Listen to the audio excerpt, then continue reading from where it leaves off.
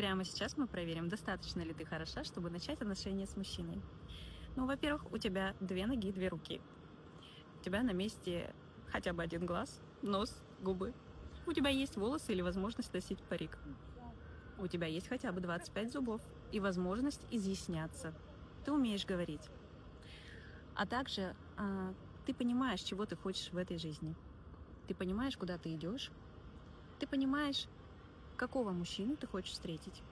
Этого вполне достаточно.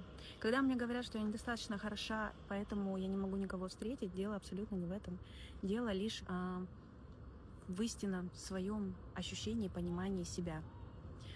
По большому счету у вас может не быть рук и ног, еще чего-то, и это не помешает построению отношений. Но если ты не ценишь себя, если ты не любишь себя, вот тут пиши пропало. Тут никогда не будет счастливых, здоровых отношений.